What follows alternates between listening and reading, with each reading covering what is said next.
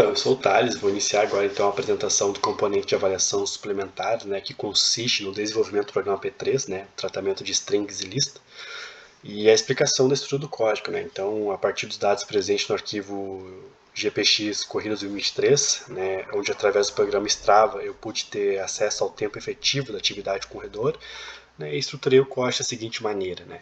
Na primeira linha, então, a gente tem a importação dos módulos XML, né, para manipulação do XML, né, usado para analisar o arquivo GPX, né, e as funções, né, do módulo para os cálculos trigonométricos, né.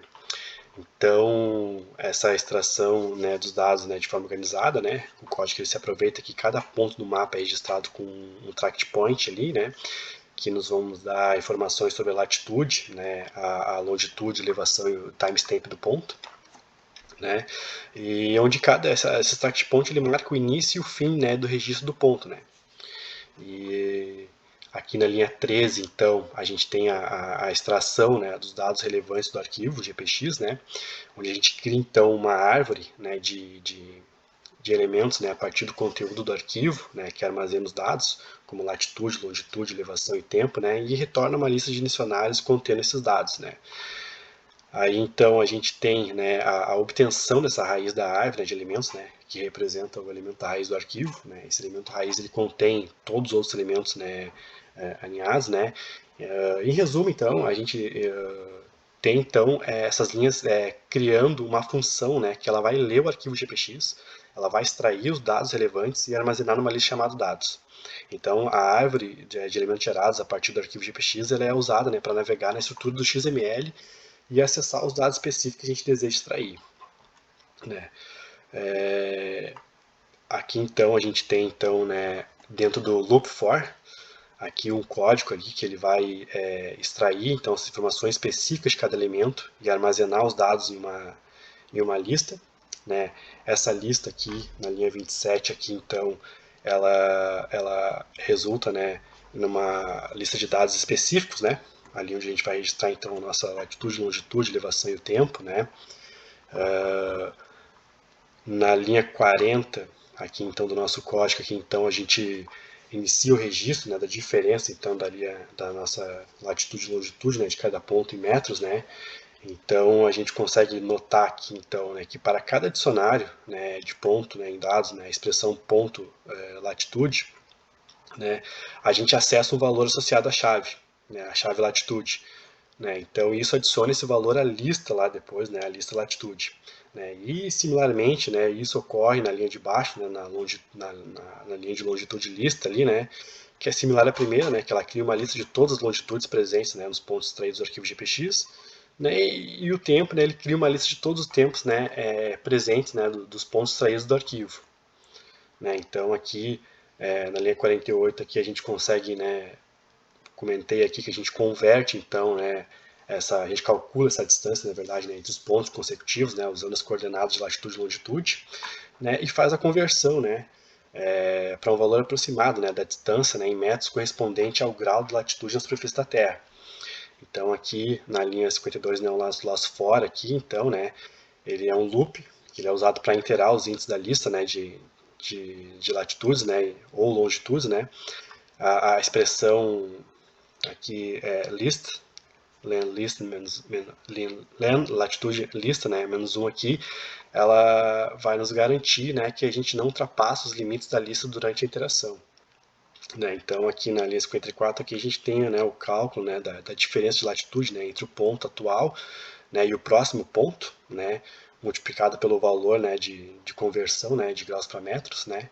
Então, né, para essa conversão de tempo, ele vai ler essa string registrada, né, para o tempo no formato, né, e ele quebra em uma lista, né, de ano, mês, dia, hora, minuto e segundo, né, e para obter esse tempo, né, em segundo ele faz então essa subtração, né, das listas, né, via elemento para elemento, né. Ao final ele converte os valores restantes, né, em segundos.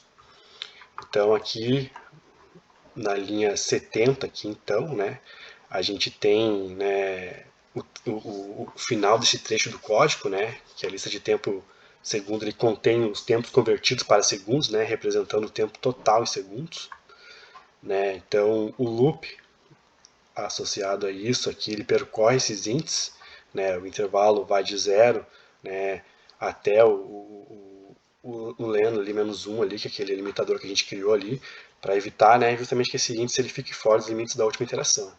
Né? Então a gente também tem a extração, né, das informações, né, sobre o tempo, né, extrai o tempo inicial da lista, em seguida ele divide a string por t ali, como um separador, né, para obter as partes da data e da hora, né, e o resultado é armazenado numa lista ali, né, numa lista start ali, né, que contém uma lista de strings representando o ano, mês, o dia, a hora, minuto e segundo, né. Aí por fim ele faz essa conversão, né, de strings para inteiros, né, converte cada parte da lista da string para inteiro e faz a repetição do processo também para o tempo final. Então, na linha 86 aqui a gente tem o cálculo total, né, que converte a diferença de tempo para segundos, né, somando as diferenças em anos, meses, dias, horas, minutos, segundos. Né. Aí, então, na linha